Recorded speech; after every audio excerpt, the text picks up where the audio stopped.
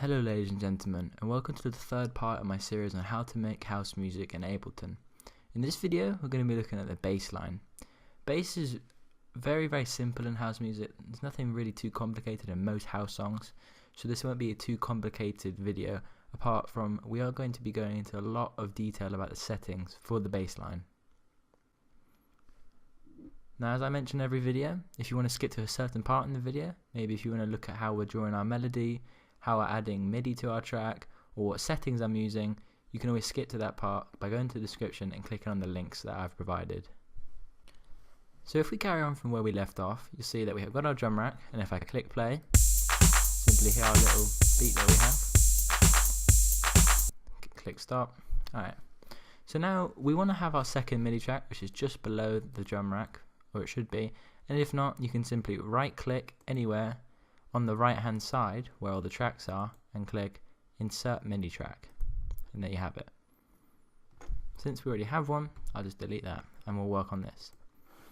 Now what you want to do is you want to go to the browser content sidebar and simply click on instruments and then click on the little thing or area that says operator.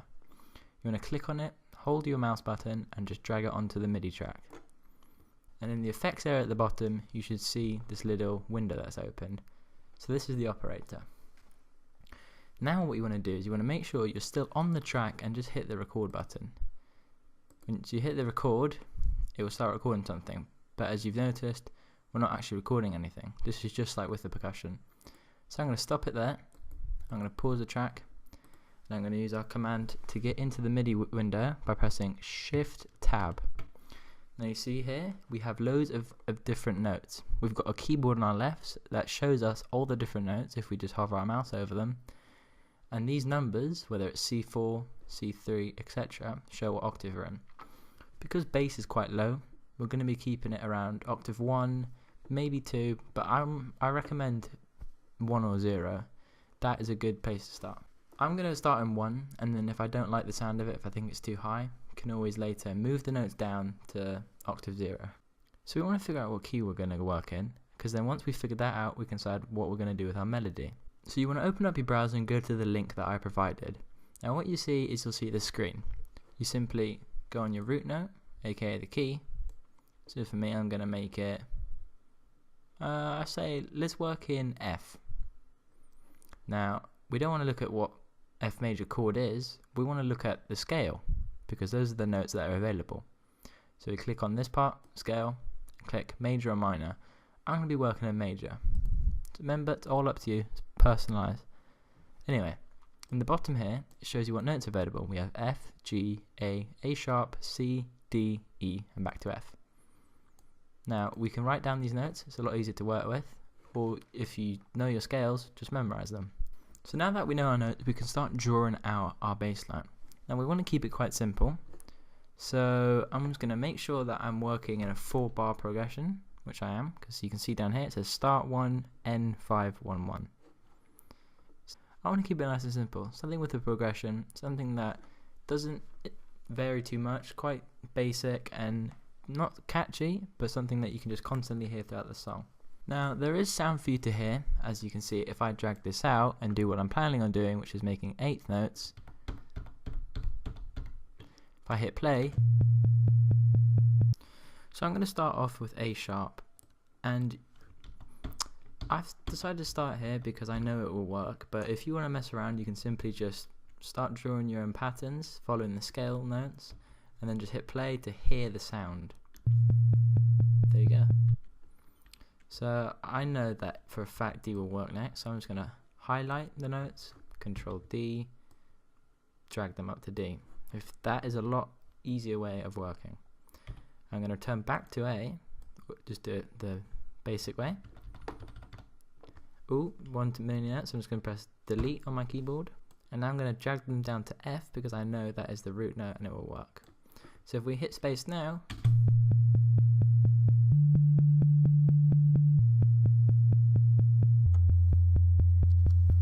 as you can see there, we've got a really nice progression. It's starting to sound pretty nice, pretty housey.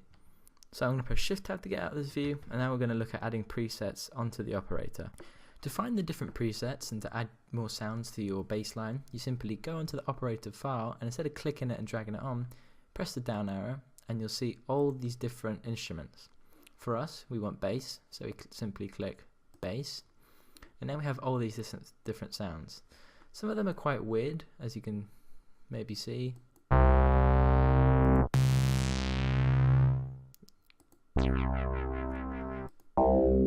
Quite weird.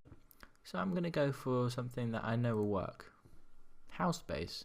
Says it in the name, it's for house. Simply going to click on this, and it's going to drag it onto the operator MIDI track. And you'll see, this has now gone from operator to house bass. And if I click play now, it will sound like what the sound sounds like. So to test this, we're just going to click preview. That's what it sounds like. Now I'm going to hit play.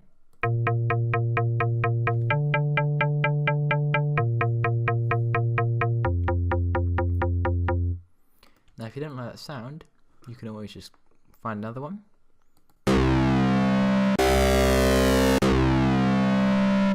Now I quite like that one, so I'm just going to drag it on, and there you go. If I hit play,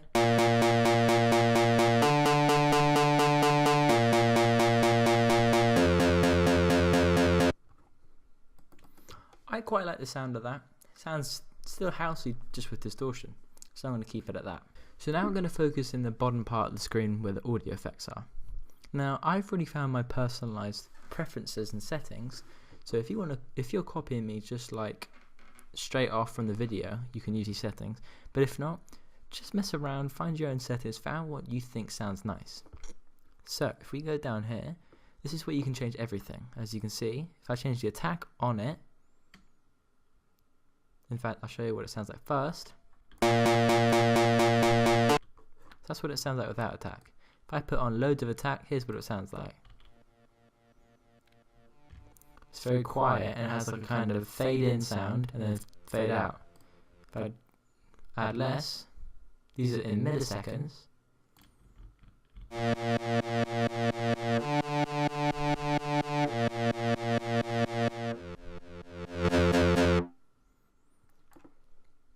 And there we have it.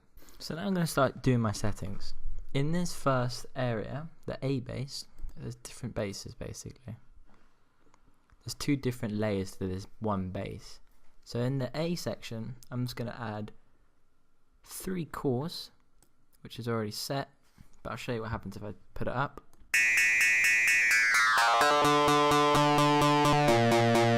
Makes it really, really high pitch. So I'm just going to start the track there.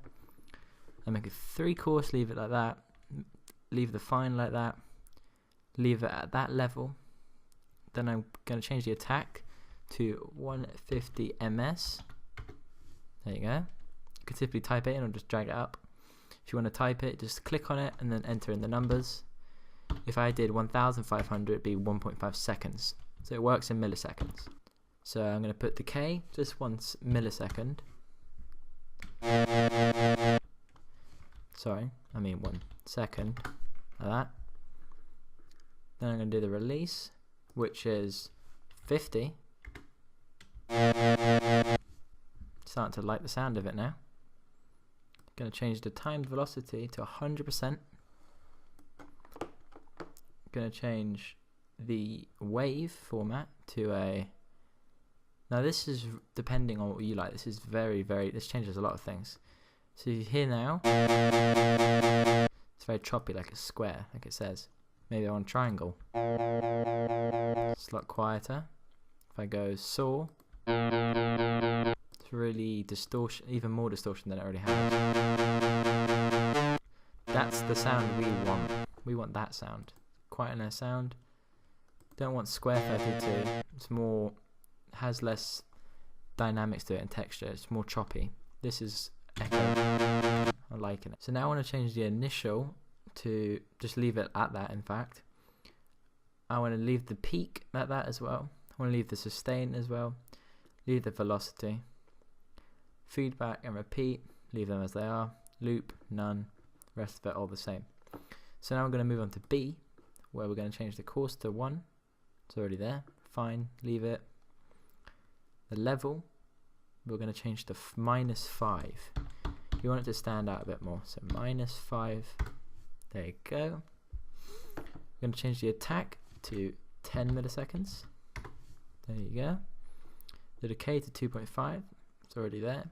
The release to 250 instead of 245. The time and velocity to -50. We're going to leave the wave as it is. Leave the initial as it is. Leave the peak as it is. Leave the sustain as it is. Leave the velocity as it is. But we're going to change the feedback to 20. We're going to leave the loop and the rest of it as it is. So now we're going to move into the filter. So here's what it sounds like at the moment.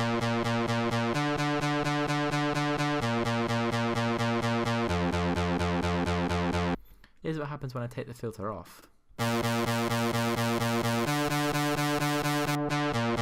With that static, and it was really like hurting your ears. The filter just kind of keeps it in and makes it sound nicer. So we're going to leave the filter at low 12 decibels. We're going to change the frequency to 200 Hertz. We're going to change the resonance to 0.5. And that's pretty much it. So once we've done those first few settings, we're just going to move over back into this window, the envelope display, as it's called because we've got envelope selected, and we're just going to change the attack and all these other settings again. So we're going to have 53% on the attack. On the decay, we'll have 100. On the release, we'll have 100. On the time and velocity, we'll have 25%. On the frequency to velocity, we'll have 20%. On the shaper, we'll change it to sin. On the initial, we'll change that to 10%. On the peak, we'll change that just a bit down to 75%. Remember, this is all personal preference, something that I just messed around with myself and found what I liked. Change the sustain to 25%. Change the envelope to 50%. Change the frequency key to about 50%. There we go. Change the drive to 5 decibels. Change the dry and wet to 25. Change the end to 0%. Just leave it as it is then. And we're going to change the loop to sync. And we're going to make the repeat 1/16. If you want to change that, just simply type whatever you want. 132. That's a 4. But I'm going to do 1/16. 1/16. Uh-oh. Couldn't type that one in, so I'm just going to drag it down, up to change it all. Now I have it 1/16. So now we're going to hear what it sounds like.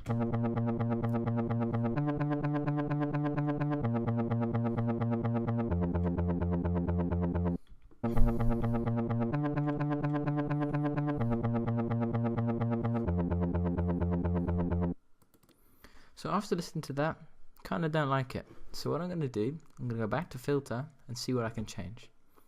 Now you'll notice that next to this attack, there's a little box that turns grey. If you click that, you can simply hit it to change it, and now you have A slope, D slope, and R slope. These are the little blue dots here, and as you see, they go up and down if I move them like that. I'm just going to change these settings, and I'm put A 53%, D 100%, R 100%, and that's it. But now I'm going to go back to the square, or diamond as it is now, and just click it, and it takes me back to attack, decay, and release.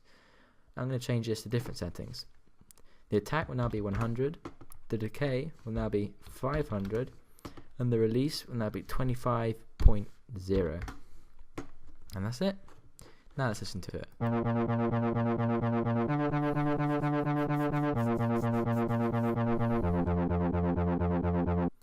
So I'm really liking the sound of that. It's good. But let's say you don't like the sound of the effect anymore. Let's say you want to change that preset or effect. Just simply don't have to do any more settings anymore. But let's say you don't like the sound of the effect. All you have to do is just go back and drag it on. Although it will change your settings, so I'm just going to leave it because I don't want to lose all these settings. So that's been my tutorial on bass. It's quite short, but it had a lot of settings and a lot of technicality to it. In the next video, we'll probably be looking at lead, and if not, layers. Layers are really important, and lead is obviously the thing that catches the people's attention and makes them want to listen to the song more. Now, I hope you guys enjoyed this video as per usual. Hope you enjoyed every bit of it. Hope you learned something from it. Your feedback is really appreciated. I'd love to learn what I can do better, what I did well. Hope you guys enjoyed. Please like, comment, subscribe, and peace.